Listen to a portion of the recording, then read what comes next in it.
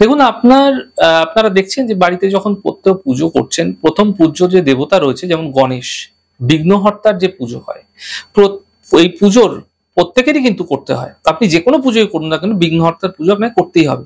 ১ম পূজ্য দেবতা গণেশের যদি আপনারা হরিদ্রা রূপের পুজো করছেন, অর্থাৎ হলুদ গণেশ। হলুদ বলতে এখানে কাঁচা হলুদ দিয়ে গণেশ তৈরি করা হয় বা হরিদ্রা রূপ অর্থাৎ হলুদ গণেশ। এমন ক্ষেত্রে কিন্তু আপনাদের ক্ষেত্রে সর্বদা সর্বোৎকৃষ্ট ফল আপনারা শুভ বলে পেয়ে থাকবেন। সুতরাং বাড়িতে যখনই আপনারা গণেশ রাখবেন খুব ছোট আকারের রাখবেন, খুব বড় আকার রাখবেন না, অ্যাপ্রক্স মোটামুটি ৫ থেকে ৬ ইঞ্চি অ্যাপ্রক্স এর মধ্যেই গণেশ রাখবেন এবং চেষ্টা করবেন হরিদ্রা গণপতি গৃহে স্থাপন করার। নিত্য পূজা উপাসনা করেন, প্রত্যেকদিন দুর্বা অর্পণ করেন, এতে দেখবেন বিঘ্ন বাধা সমস্যা ঝঞ্ঝাট সংঘর্ষ আপনার জীবন থেকে কিন্তু ধীরে ধীরে কম হতে দেখতে পাবেন।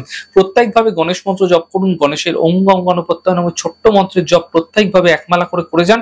এতেও কিন্তু আপনারা গণপতির যে শুভ আশীর্বাদ সেটা আপনারা আপনাদের জীবনে কিন্তু পেতে দেখতে পাবেন।